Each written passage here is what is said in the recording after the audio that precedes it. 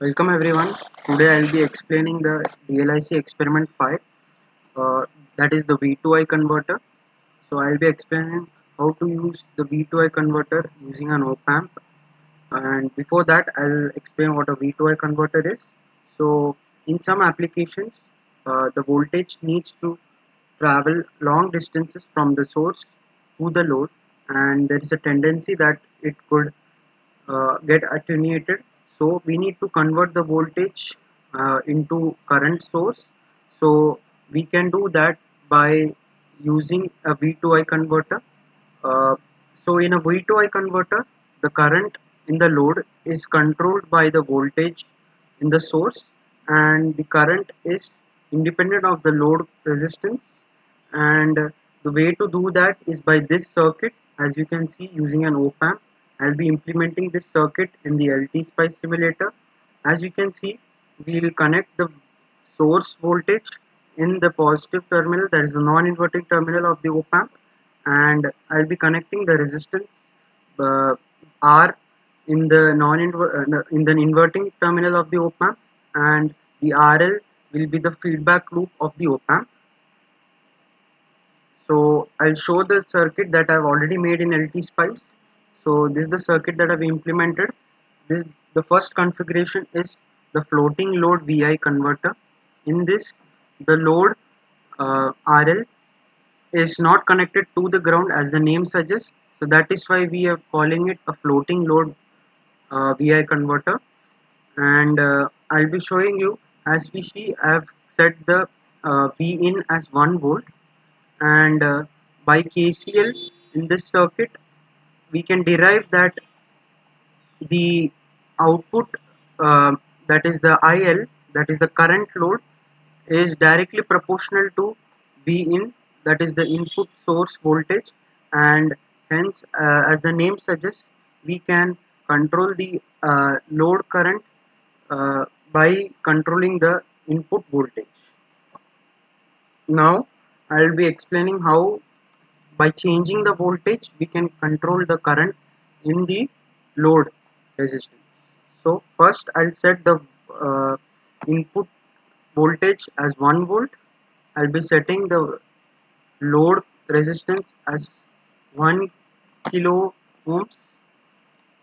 Then I'll be running the simulation. So by calculation in a theoretical way, I should get a value that is V in. If I put V in as 1 volt and IL as and resistance as 250 ohms in the input side, I should get a load current as 4 microamperes. And as you can see here, I get 3.99 milliamperes, that is near to the current that we get theoretically. Now I'll change the input voltage to 2 volts and see how the current changes. As you can see, the current has changed. It is around 7.99 milliamperes, that is nearly 8 milliamperes. And theoretically, if I see, I have it should be around 8.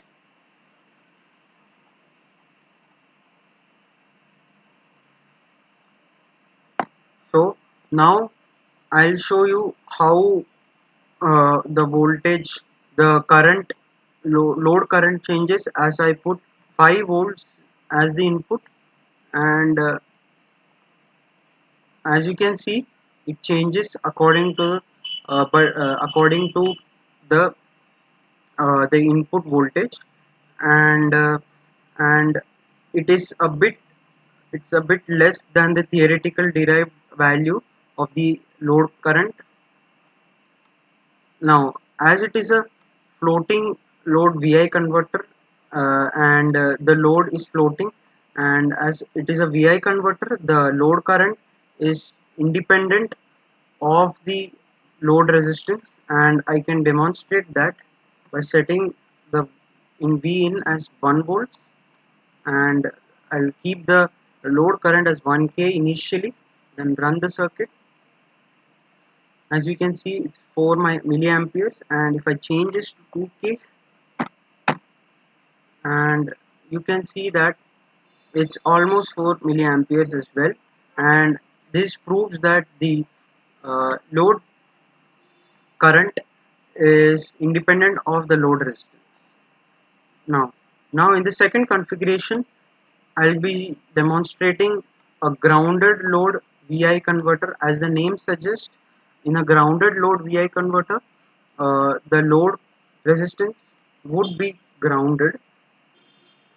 This is the circuit that I've implemented.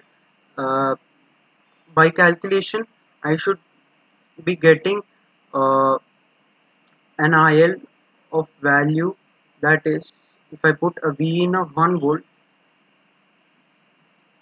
that is 1 volt, I should be getting an IL of 4, as I'll be keeping the resistance value as 250 ohms, and I'll demonstrate by placing the values.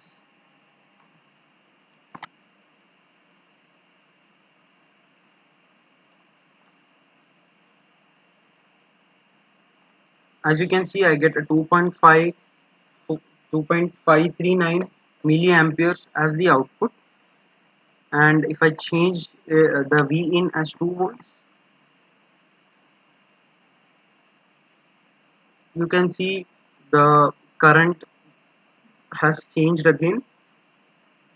If I change it to 3 volts and I run it, you can see it has changed, increased.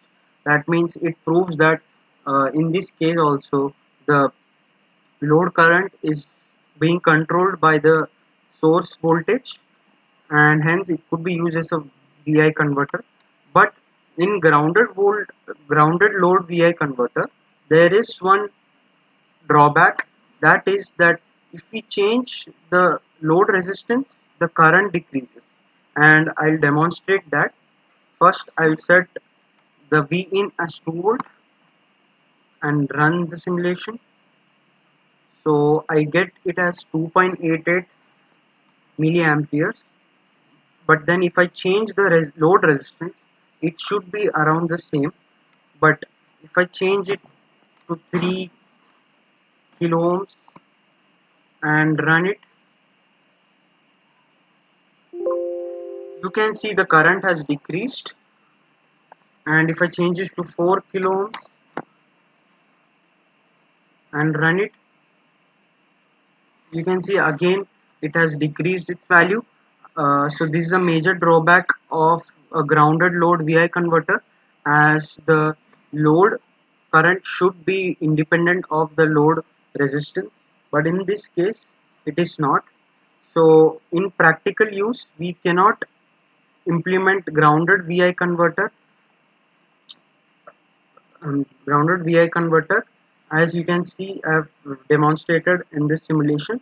Now for practical use, we will be using an XTR11 111 IC, that is a very precision voltage to current converter, that is designed for 0 milliamperes to 20 milliamperes voltage outputs of between 4 milliamperes and 28 milliamperes.